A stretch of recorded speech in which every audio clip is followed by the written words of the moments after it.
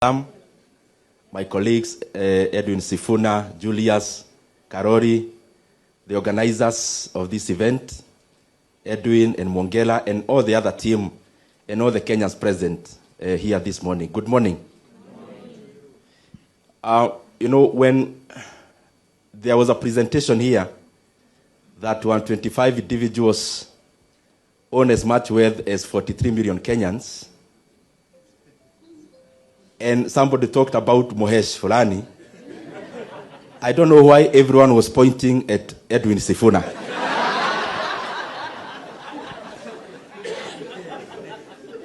And I don't also know why the people on this side were focusing on Karori Omondi. But they'll clarify later. I want to be very direct to the point. Number one is that I am very glad to be a leader in Kenya, because the issues we are talking about here, some of them we have the ability to do something about them. And I've been trying to do something about some of them in my capacity as MP for Kiharu, and especially on the education front.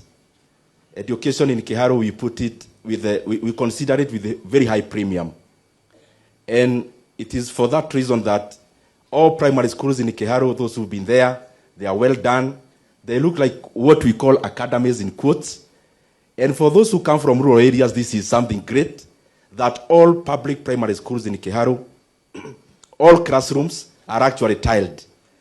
When I say that in Nairobi, it doesn't seem like something big, but Kiharu is a rural constituency. We also run a program called Kiharu Masomo Bora, which takes care of 12,000 learners, over 12,000 learners. And this school in Kiharu is actually 1,000 shillings per term. The rest we take care of. And actually, in that 1,000 per term, learners eat in school from Monday to Saturday. And by the way, in Kiharu, every last Friday of the month, those learners in all day schools, they actually eat chapati for lunch. Actual ones, they are cooked. Why is inequality so important? Why is inequality very important, even economically speaking? In terms of my leaning politically, I would say I'm center-right. I am also a proponent of enterprise because I think they do something great for the economy. But in terms of equality and inequality, as I have seen very well measured here, even through Gini coefficient, when you have, just to put it in banal terms or in plain terms, when you have 1 million people here, 2 of them, they have, let's say, 2 billion shillings each. And the other ones, they have $1 each.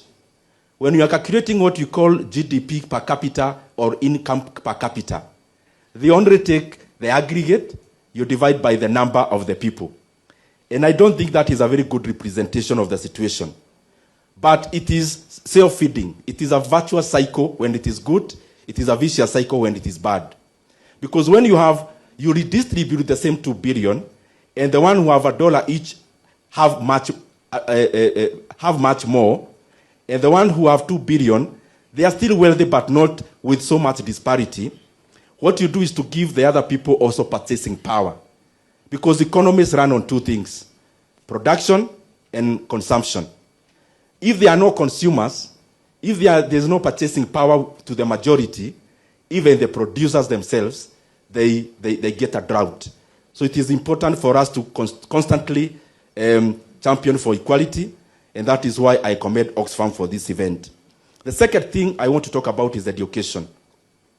As we have seen in the figures here, capitation in our primary schools, because it's primary school that started in 2003 in terms of free basic education, it has been decimated to 18% currently, and especially given on the depreciation of purchasing power since then. The figure hasn't changed, but the purchasing power of that figure has shrunk to 18%. Now, this is the bad news I want to give Kenyans, because part of our work is also to sensitize. The principals in our day schools as we talk today now, and I'm sending my brother PS, and I recognize your presence here. I request you, because you are now the nearest to government in this room, please, it is unacceptable that the government sent a circular to our day secondary school principals wanting to add school fees by 9,000 shillings from January. And I just want to request you, as a member of parliament for Kiharu, free basic education is important even for bridging the inequality gap, for building capacity of Kenyans. And I want to assure you, as member for Kiharu, there will be no school fees that will be increased in January as far as we are still serving Kenyans. And therefore, the government need to reconsider. Some of these things are not issues of discussion. You cannot take away from Kenyans things that are good. Governance is about progress, not going backwards. You can only add into the gains. And therefore, that issue of the school increment cannot be accepted. The other thing, as you could have seen, we must also frankly interrogate our economy. We talk about factors of production.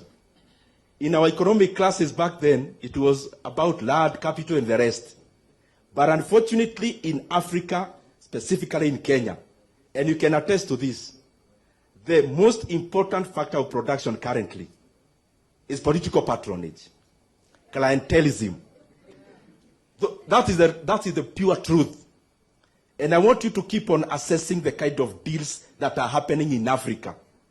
When you see a multi-billion deal in any sector, either energy sector or any other sector, you dig deeper, you will likely see patronage.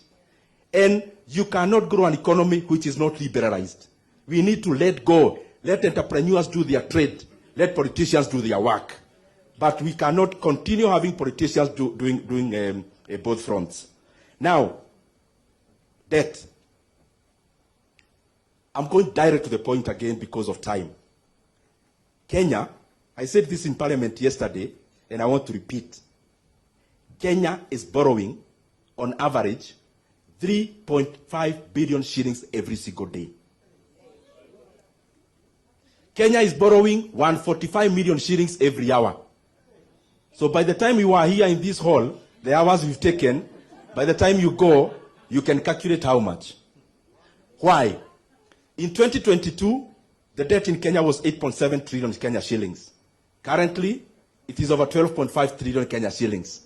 We have borrowed over 3.5 trillion Kenya shillings. Kibaki borrowed a net of 1.2 trillion in his 10 years. So Kenya is borrowing in a year, what Kibaki was borrowing could have borrowed in 10 years. We are borrowing, let me repeat, 3.5 billion shillings every day. But if you actually take the borrowing for the last 3 months, the first quarter of this financial year, Kenya borrowed around 450 billion shillings. So actually the average in the recent is more than 4 billion Kenya shillings per day. Why is this very important to inequality? Because some of the borrowing we are doing, for sure, most of it is not going into adding utility to the population of Kenya. And the people of Kenya will end up paying in many years to come. I am calling upon Oxfam, please, because you have the capacity. And the other organizations, Irongo, you can organize one. We must have a debt conference in Kenya, where Kenyans must have a voice, because by this trend, we are going to have it very rough. As I come to the finish,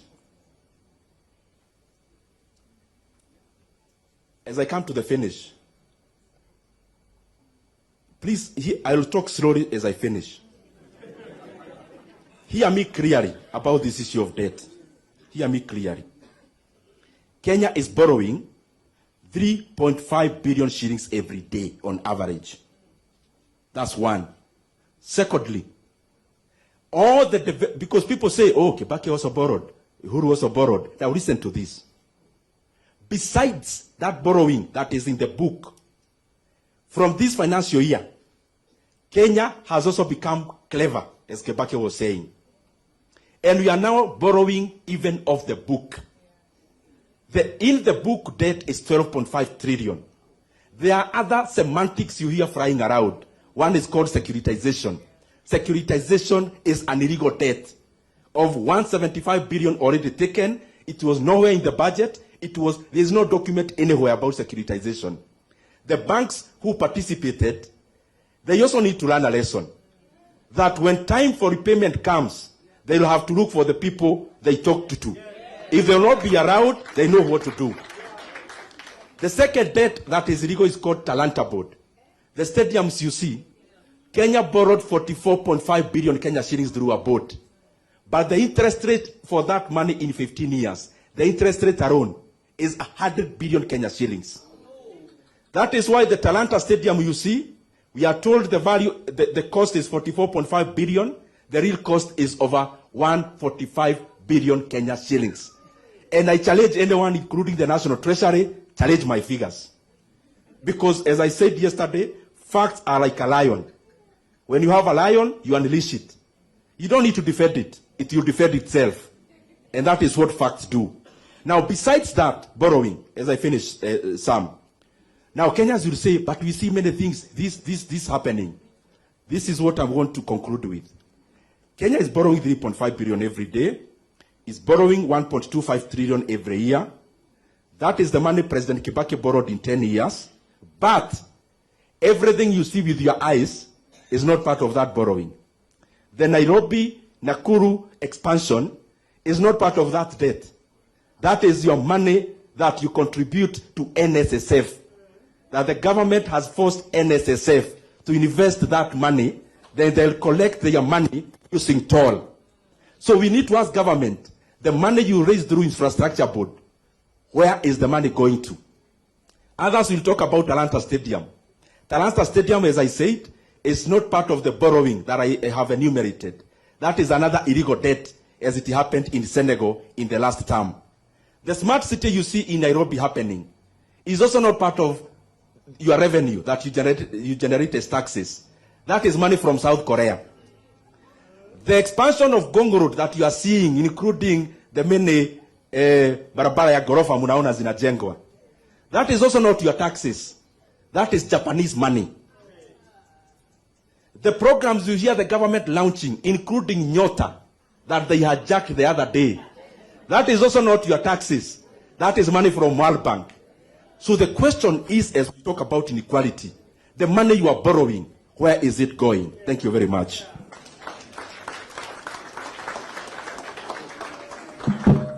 Thank you so much, Mheshimiwa.